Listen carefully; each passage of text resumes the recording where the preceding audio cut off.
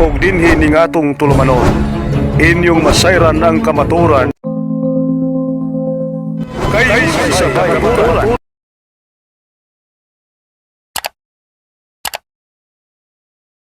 So ito po yung aking sagot patungkol sa huling katanungan sa aking unang 3 video. Kung ako po ba ay mag-i-stay pa bilang isang Seventh-day Adventist o ako po ay aalis na bilang kabahagi ng pananampalatayang ito. Sa mga nagdaang video, naging malinaw sa akin ang palitan at mga pahayag ng iba't ibang defender about sa aking mga na-research. At inisa-isa kong talakayin ang kanilang mga katwiran at argumento. At nakita ko lamang na maraming mga defender panatiko sa Adventist. Ano pong ibig kong sabihin? Hindi po nakasalig sa katotohanan. Kapag ang katotohanan ay makakasakit na sa Adventist sa kabuuan, itinatago na nila ito at hindi na ipinapahayag sa tao. At sino mang magpapahayag ng katotohanan na makakasama o makakasakit sa bawat membro ng Adventist kahit ito'y tama o totoo, agad nila itong sasalingin, pagtutulong-tulungan o di kaya ay sisiraan.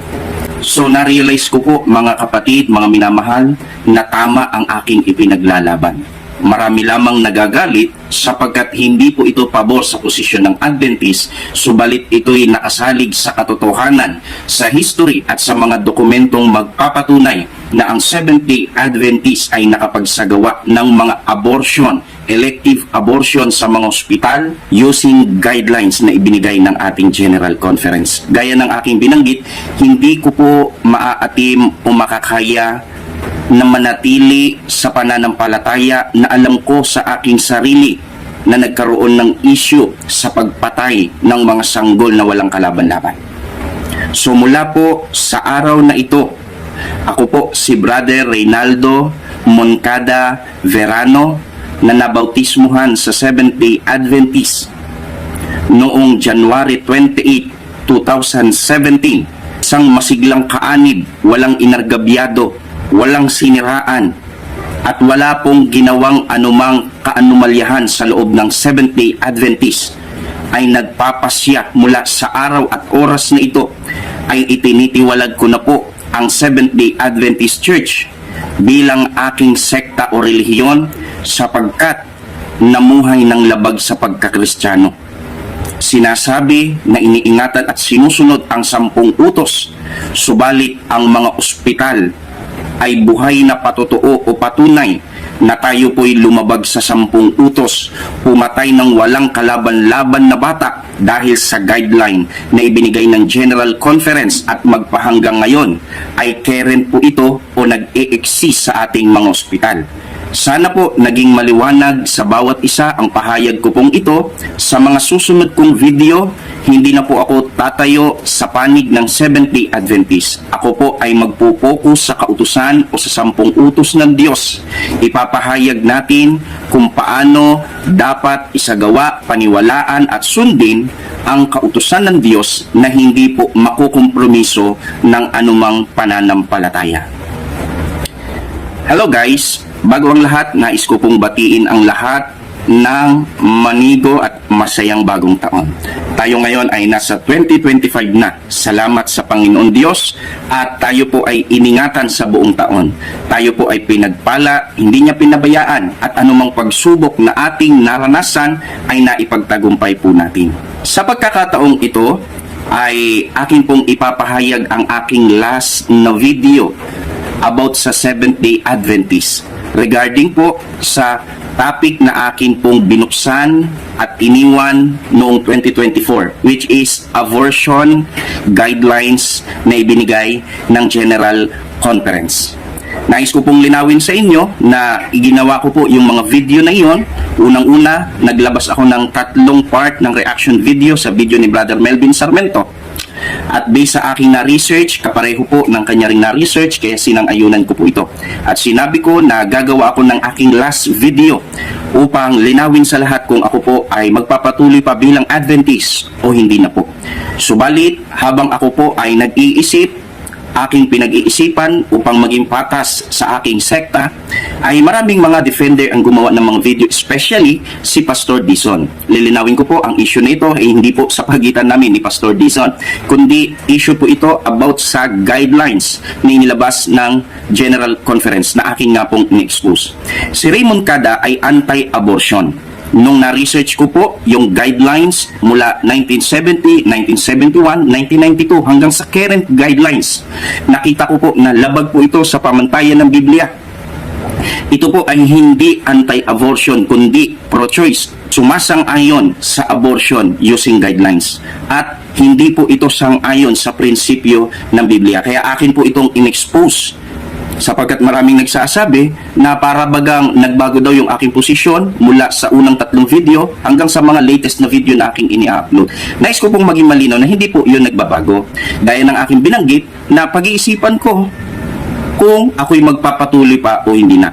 Subalit, bilang miyembro na pinag-iisipan pa kung ako'y magpapatuloy o hindi na, kailangan ko pa rin gampanan ang aking bahagi. Na ano po yun? Tumayo sa panig ng Seventh-day Adventist. Kaya habang pinag-iisipan ko ito, ay gumawa pa ako ng mga video upang linawin, maging malinaw at maging kapakipakinabang sa maraming Adventist ang isyong ito about abortion. Ine-expose ko po yung guidelines upang maunawaan ng maraming Adventist na anti-abortion na lumihis sa tamang prinsipyo ang General Conference sa pagpapahintulot sa paglalabas ng guidelines sa ating mga ospital. Kaya po naisagawa ang abortion sa mga ospital ng Seventh-day Adventist. Siyempre bilang isang miyembro ay kailangan ko pa rin gampanan ang aking bahagi. Sapat na sa akin na maunawaan ng isang Adventist na hindi ang layunin natin ay siraan ang church. Ito lamang ang pinapalabas ng ibang mga defender na hindi naunawaan ang aking ipinaglalaban. Ako po si Raymond Cada ay matagal na naging defender ng Seventh-day Adventist. Nagpalakas sa Diyos ang kapurihan, hindi tayo nagyayabang. Nagpalakas ng maraming mga churches sa iba't ibang lokal ng ating pananampalataya at wala po tayong siniraan o inargabyado na kahit sino. Subalit, ang katotohanan ay dapat manatiling katotohanan. Sapat na sa akin na maunawaan ng isang miyembro na hanggang sa huling video ko ay ipinaglaban ko ang katotohanan na natutunan ko sa loob ng Seventh-day Adventist. Meron lang akong mga 4 o 5 point na gustong sagutin bago po ang huling video na ito. Una, yung video po ni Pastor Dizon. Hindi tayo galit kay Pastor, hindi po tayo namimersonal. Happy New Year po, Pastor. Subalit sasagutin ko po yung mga natitirang video nyo po na tinalakay po yung aking video. Marami sa mga video ni Pastor ay hindi ko na sasagutin kasi hindi naman halos dumirekta sa akin. Meron pong sasagot po na iba yan. Ipapakita ko po yan sa ibang pagkakataon. Pero may mga bagay na kailangan ko pong linawin. Kasi po, yung aking video na ine-expose about abortion, may mga arguments sila o pinalalabas na hindi naman daw talaga abortion ang dahilan kung ba't ako nag-expose. Gusto ko na daw talagang umalis sa Adventist, ginamit ko lang daw ang issue na ito o gumamit ako ng ibang tao para lang maka-exit ng maganda. Isang pamamaraan na ginagawa ng defender, itinatanim sa isip ng mga miyembro kapag napahihiwatigan na nila na tila baga lumalaban sa aral o pananampalataya ang isang tao. Subalit, gaya ng aking binabanggit, hindi po ako lumalaban, hindi po ako nagsasalita against sa Seventh-day Adventist, kundi kung ano yung katotohanan na dapat matanggap ng isang miyembro. Ito po ang ating ine-expose o ipinapahayag.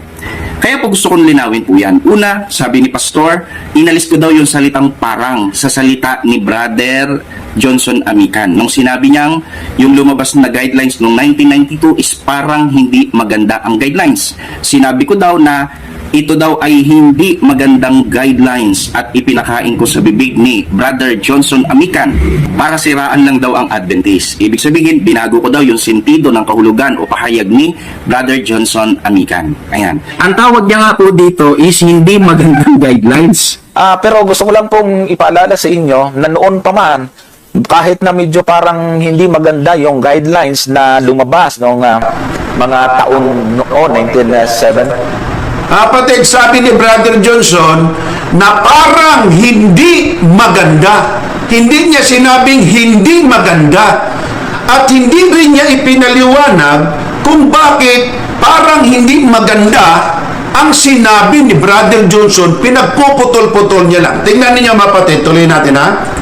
1991 o 1992 1922 o 1992. Pero gusto ko lang pong ipaalala sa inyo na noon pa man, kahit na medyo parang hindi maganda yung guidelines na lumabas nung kahit na medyo parang hindi maganda yung guidelines na lumabas nung mga taon noon 1971 o 1992, mga taon noon 1971 o 1992, 1922 o 1992. Bakit hindi magandang guidelines? Kasi nga, pag binasa mo yung nasa guidelines, hindi naman talaga kasi maganda. Ganyan mga kapatid, ang ginawa niya paulit-ulit. 1970, 1992, parang hindi magandang guidelines. 1970, 1992, parang di magandang guidelines. At least 2-3 beses niya paulit-ulit. Ganun lang kaiksi. Hindi man lang binigyan niya ng justice kung bakit sinabi ni Johnson Amica na parang hindi maganda. Again, dito po sa kanyang video o sa kanya pong sinabi na atin pong makikita, hindi maganda ang guidelines ng Seventh Adventist. Inalis na yung salitang parang. Ano po yung aking masasabi dyan? Una, respeto kay Brother Johnson Amican. Yan po ay aking mentor. At yan po ang isa sa kinasangkapan ng Panginoon kung bakit ako po ay napaanig sa Seventh-day Adventist. So, ang masasabi ko po dyan is wala pong mali sa aking sinabi.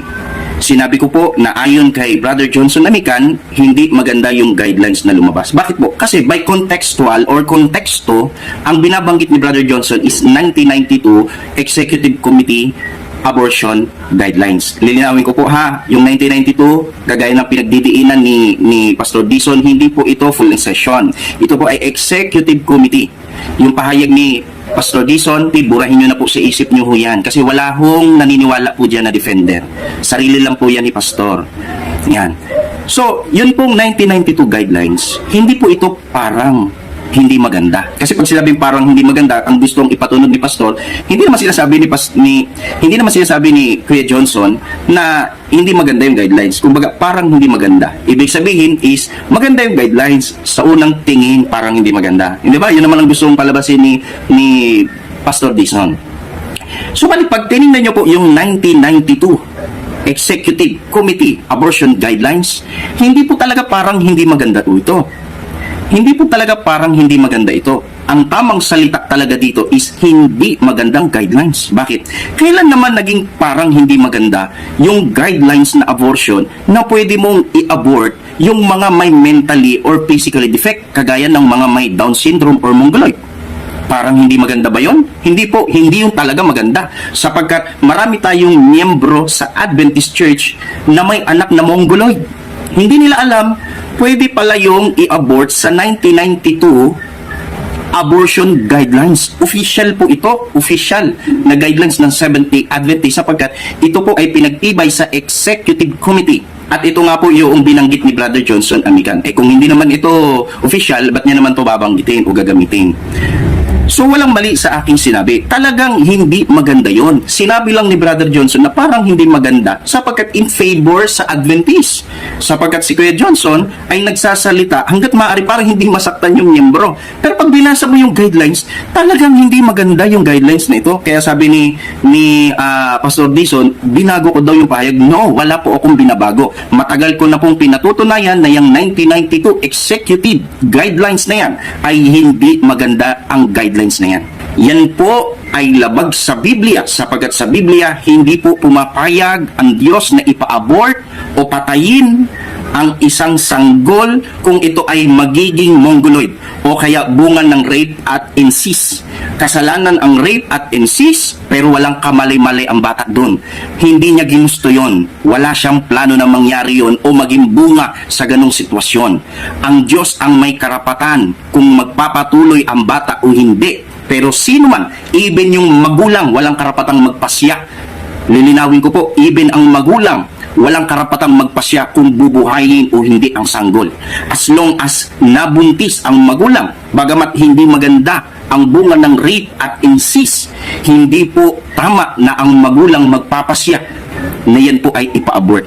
Bawal po yan sa Biblia. Ang kasalanan ng General Conference naglabas ng guidelines na pinahihintulutan as long as yung magulang ay magpapasyang ipa-abort po ito. Kaya marami po ang naipa-abort ng dahil sa guidelines na yan patungkol sa mga walang kalaban-laban na bata. Kaya po bilang sagot, wala po tayong binago. Yun po talaga ang kahulugan nun. Kasi pag tinignan mo yung guidelines na lumabas noong 1992, ito po ay hindi maganda ang guidelines. Kaya sabi ni Pastor Dison, inahalimbawan niya yung love of money is the root of all evils.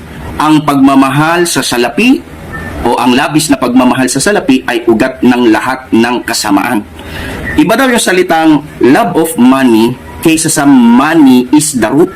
Iba daw yon, ang pagmamahal sa pera or ang pera ang ugat ng lahat ng kasalanan. O nga naman, kung titingnan mo sa sentido, iba nga naman yung ang pagmamahal sa pera ay ugat ng lahat ng kasalanan o kasamaan kaysa sa salitang ang pera ay ugat sa lahat ng kasalanan.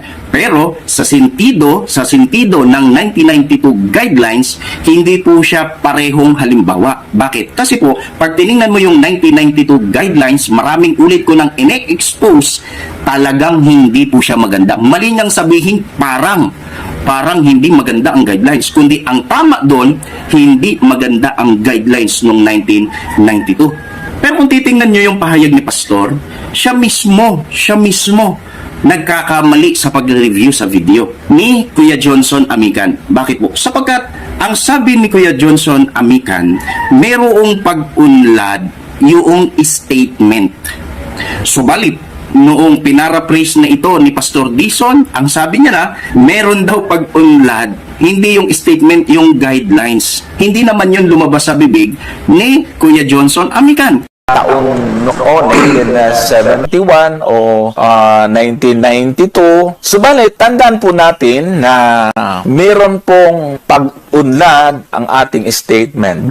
Meron pong pag-unlad ang ating statement. Ganito ang ating statement. Ganito po. Anong sabi ni Brother Johnson? May guidelines, binanggit niya 1971, dapat yan 1970, 1992, pero yung guidelines ay merong pag-unlad. Pero yung guidelines ay merong pag-unlad. Nakapan niyo mapatid? Merong pag-unlad. May updates, may improvement ito. Kagaya ng aking binanggit ng mga nakarang video, ito yung ginagawa ng mga defender.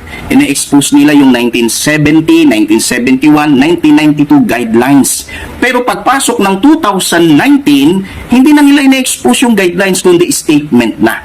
Napansin niyo po ba? Yan din yung ginawa na pag-aralan natin. At ginawa din na napakaraming mga defender para itago ang katotohanan. Subalit, in-expose na natin po yan na kung saan magkaiba yung guidelines, magkaiba yung statement. By statement, mula noong una hanggang ngayon, tayo po ay anti-abortion. Kaya nga ako nag-Adventist kasi by statement, by belief, by doktrina, tayo po ay tutol sa pagkitil ng mga sanggol na walang kalaban-laban. Subalit, kahit na tayo by statement ay anti-abortion, ang GC po natin ay naglabas ng guidelines. At hanggang ngayon, current guidelines, ang pinaka-current kasi is 2019. Nananatili po ang abortion guidelines na pinahihintulutang i-abort ang mga mongoloid at yung bunga ng rape or incest as long as yung magulang ay magpapasya na ipa-abort ito. Mali po ito. Bakit? Sapagkat kasalanan na nga na ma-rape at magkaroon ng incest or sapin-sapin sa circle ng family.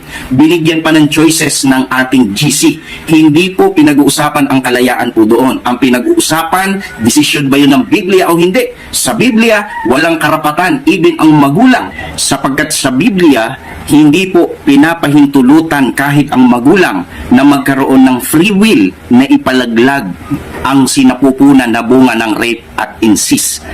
Murder is a murder. Kasalanan po yan, mga minamahal na kapatid, na choices na ibinigay ng guidelines na ipinagkaloob ng ating General Conference. Dahil kung ipinahintulot sa Biblia na ipalaglag ang bunga ng rape at incest, sana wala kang tagapagligtas ngayon.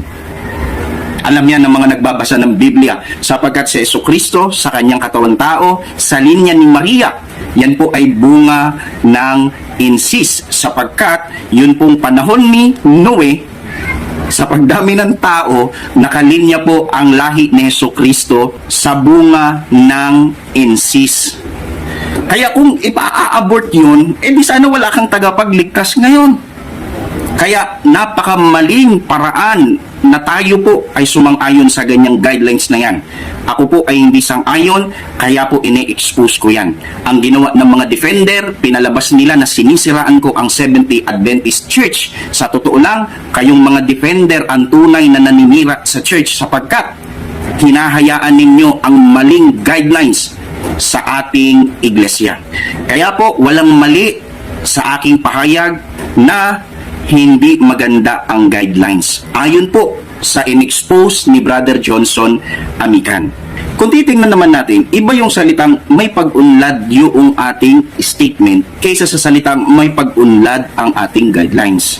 Gaya na aking binanggit, iba yung statement, iba po yung guidelines. Ang ginawa ni Pastor Dison, pinalalabas niya na sinasabi ni Kuya Johnson Amican na may pag-unlad daw yung ating guidelines. Hindi ho totoo yun. Sapagkat yung 2019 na binanggit ni Kuya Johnson Amican, hindi na po ito guidelines kundi statement. Sang-ayon po ako dito sapagkat by statement, tayo po ay pro-life, anti-abortion. Pero by using guidelines, tayo po ay pro-choice, tayo po ay pro sa abortion. Yan po yung dapat maging malinaw sa bawat isa sa atin. Kaya hindi po ako kalaban ng iglesia. Ipinapahayag ko yung katotohanan na dapat maunawaan ng isang miyembro ng Seventh-day Adventist, magalit ka man o hindi. Ikalawa, sinasabi niya daw na masyado kong pinutol. Pinaliit ko daw masyado yung portion ng video ni Kuya Johnson. Ang totoo, kaya po yung portion na yun ang kinuha ko lang. Kasi kung tutuusin, pwede ko ngang reviewin yung video na yun. Yung video na yun ng pag-aralan natin. Pero nung nakita ko na sa part na yun, pumasok na si Kuya Johnson sa statement, alam ko na hindi na yun dapat reviewin. Bakit? Kasi po, by statement, ako po ay sang-ayon po dyan, mga kapatid. Sang-ayon si Raymond Cada sa ating statement, tayo ay anti-abortion. Pero, dahil sa guidelines na yan, hindi po yan matatayuan ng isang Seventh-day Adventist sapagkat sa ospital, hindi po statement ang tatakbo, kundi yung guidelines. At sa ating current guidelines, 2019 current guidelines, tayo po ay nananatili na sumasang-ayong i-abort ang mga mongoloid at yung mga bunga ng rape at incest. Kaya yung portion na yun, yung aking binanggit lang o kinuha lang sapagkat yung mga susunod na video ni Kuya Johnson Amican ay sinasang-ayunan ko na. May kinalaman sa pagpuputol-putol o pag-iiksi-iksi. Di ba ikaw ang gumagawa niyan? Sa lahat ng video ko, wala kang ni-review na buo. Kaya madalas nababago yung sentido. Kahit na yung video, mismong si Melvin Sarmiento ang nagsasabi, dahil hindi mo nire-review ng buo yung aking video, napalalabas mo na ako lang nagsasabi nun. Hindi ba? Ikaw ang gumagawa po niyan. Huwag mong ibalik sa akin sapagkat may kinalaman sa pagpapakita ng maiiksing portion na video kaya nababago ang sentido, ikaw po ang unang gumawa niyan. Kaya balik po tayo. Binago mo yung statement. Ginawa mong guidelines. Iba po yan, kapatid. Iba po yan. Di ba meron sa Bible yung pang-apat na utos? Alalahanin mo ang araw ng Sabat. Ano yung ginawa ng ating inagis ng pananampalataya? Mangilin ka kung araw ng linggo at pistang Panginoon. Hindi ito basta nilagyan ng parang. Talagang binago to. Payag ka ba doon? Ako rin, hindi rin payag sa sinabi mo. Bakit binago mo yun eh? Hindi ho yun tama. Sabi sa Bible, kung ano yung bagay na ipinag-uutos ko sa iyo, ay siya mong sasagawa. Huwag mong dadagdagan ni babawasan. Mas malala kung baguhin mo yung sentido. Kagaya ng pahayag ni Kuya Johnson Amican, nabago yung sentido. Wala naman siya sinasabi na nagkaroon ng pag-unlad yung ating guidelines. Kasi yung guidelines ng 1992, same pa rin sa current guidelines ngayong 2019. Wala siyang sinabi na nagkaroon yun ng pag-unlad. Ang nagkaroon ng pag-unlad yung statement na hindi ko naman sinasang-ayunan. Kaya mali ka po sa bagay na ito. Maling sabihin na mangilin ng araw ng linggo at pestang pangilin sapagkat ang nakasulat sa Biblia, alalahanin mo ang araw ng Sabat. Sunod na point na gusto ko pong idiin. Sabi ni Pastor Dison, kaya ko daw ginagawa yung video na yun, intindihin daw natin mga kapatid, intindihin nyo daw ako kasi parang pinalilitaw niya na mahirap kasi yung aking pinagdadaanan. Nag-asawa ako, pagkatapos ako ay nag-aaral ng theology. So dahil sa hirap ng bagay na yun, para pinalalabas niya, yun ang naging dahilan, nahirapan ako, kaya ngayon bumabawi ako sa Adventist, kaya naninira ako using abortion topics. Gusto ko lang po makaroon dito ng kunting correction at kunting promotion na rin Alam po ninyo, noong akin pong pinakinggan ang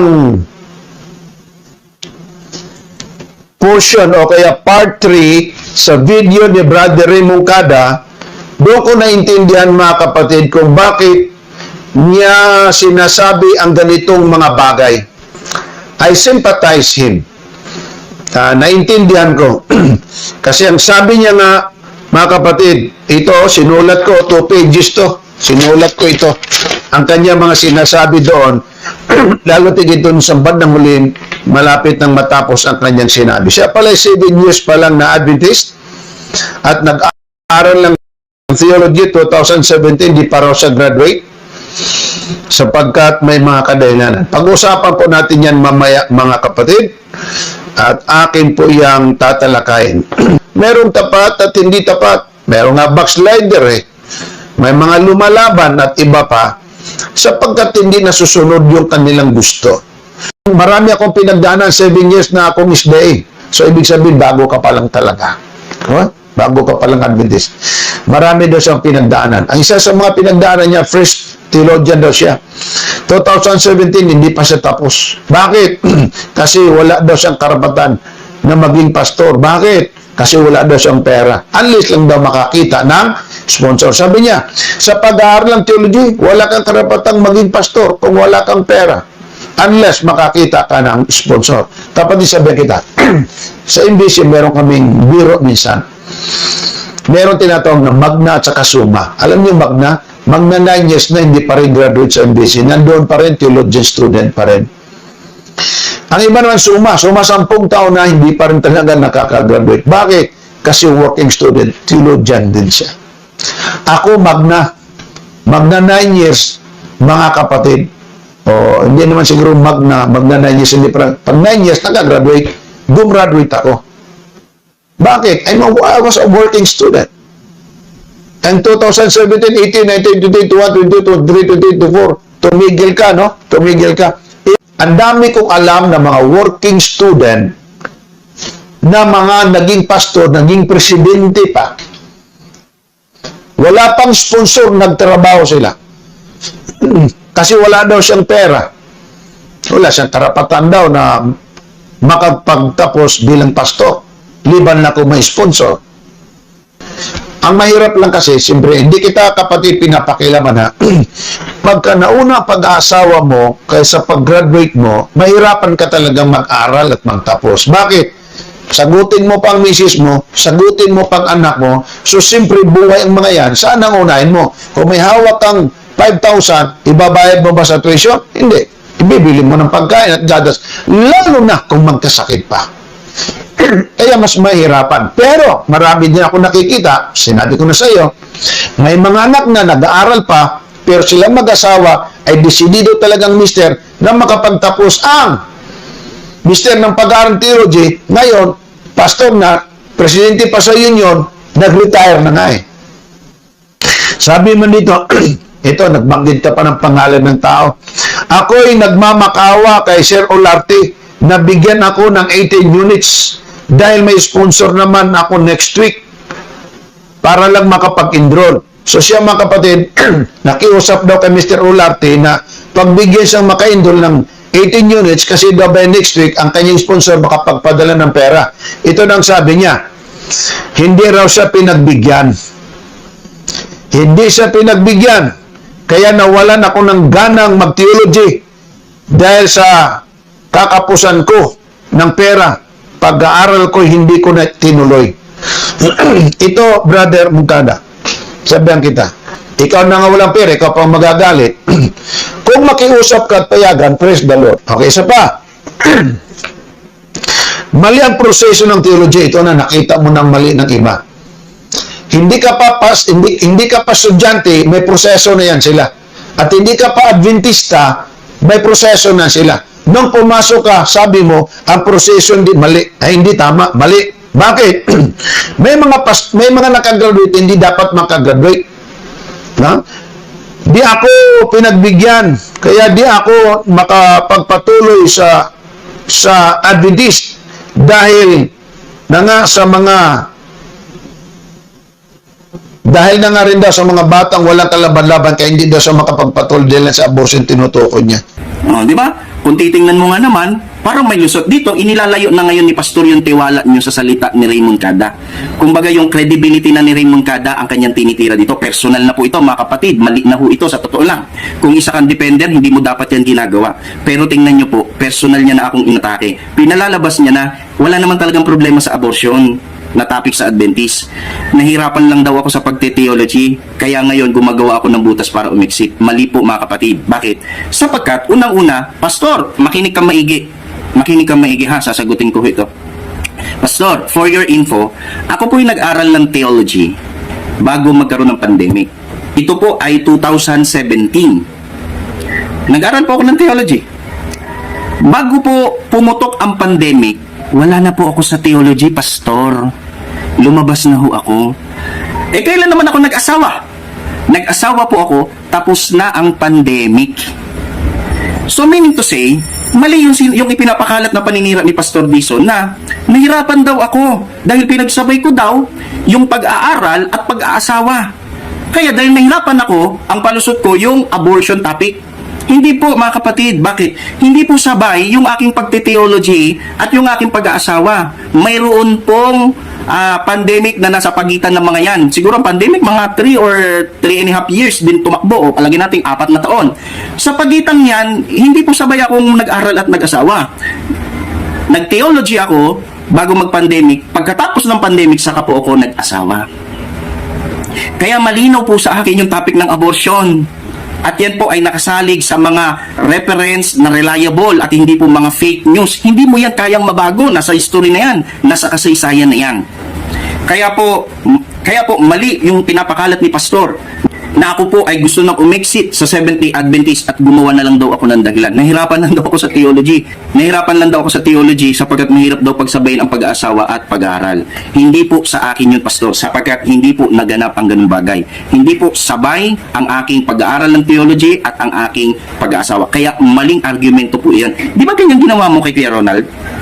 Ganyan ginawa ninyo kay Kuya Ronald. Total, lagi nyo namang binabanggit na itong mga video na ginagawa ko, ang nasa likod nito si Ubidos. O edi, gamitin ko ngayon ulit si Ubidos. Hindi ba ganyan ginawa mo kay Kuya Ronald? Tapos kinampihan ka ng maraming mga defender?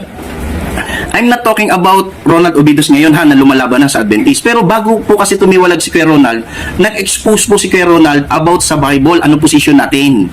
Ang position pala nating mga Adventist sa Biblia, based sa ating mga scholar, tayo po ay limited errancy. Hindi pala tayo Bible inerrant. Ibig sabihin, ang Seventh-day Adventist naniniwala na ang Bible is infallible.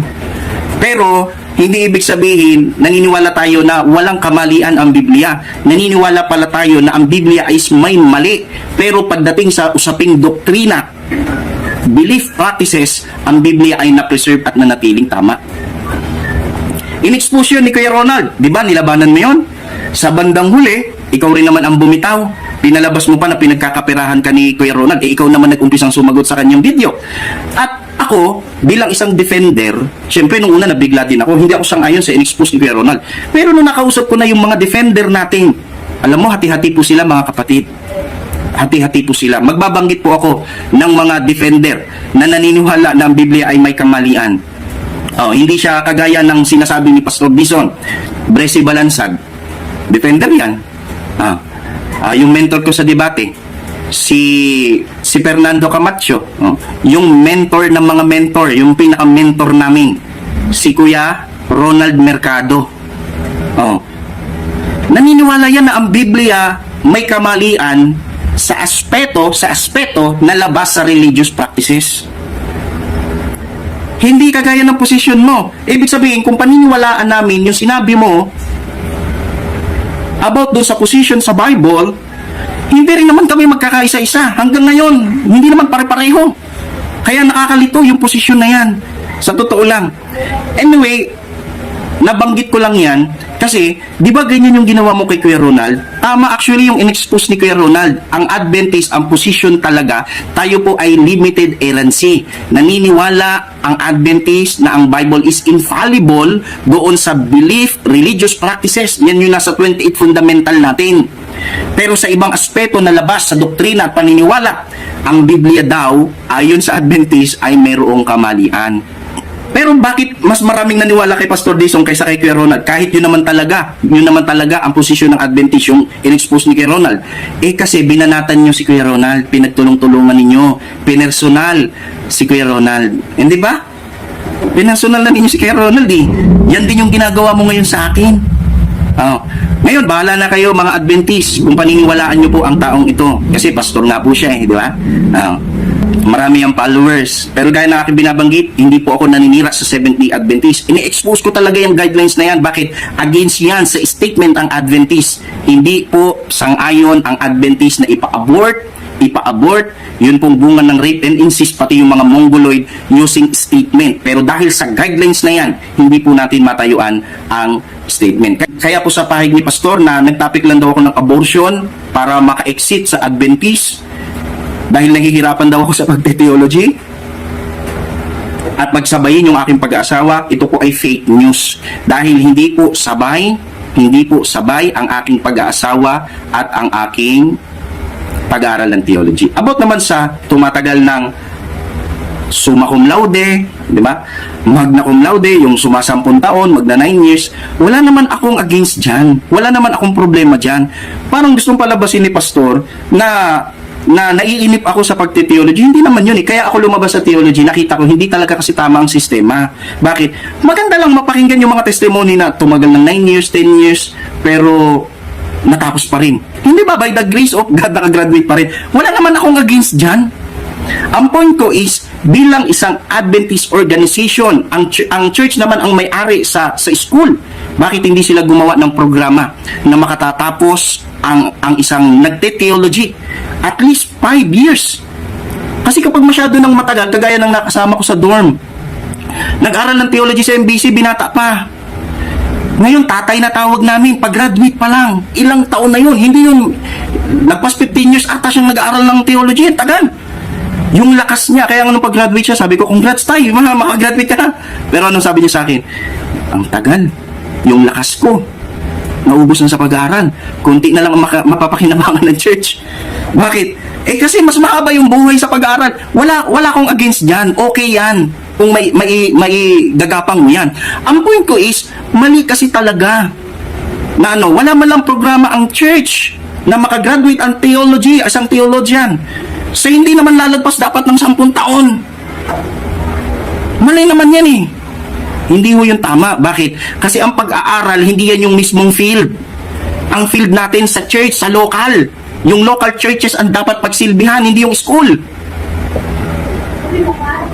Naubos na yung panahon sa school. Kaya nung nakita ko, tumatagal na ako, lumabas na ako. Bakit? Grabe, pag wala kang pera, totoo naman talaga yan eh. Pag wala kang pera, wala kang karapatang mag-aral sa university natin. Mag-working student ka, goods, pero hindi nyo alam ang karanasan namin bilang working student. Isipin mo, kaya lumabas na ako, 3 units na lang ang ibibigay sa akin. 3 units na lang. Isang subject lang po yun mga kapatid. Kung kada taon, dahil sa laki ng utang, 3 units lang ng 3 units, baka hindi ka magsuma o magmagna. Bakit 20 years di ka makagraduate pa? Bakit? Walang mali sa pagte-theology, ang mali yung sistema.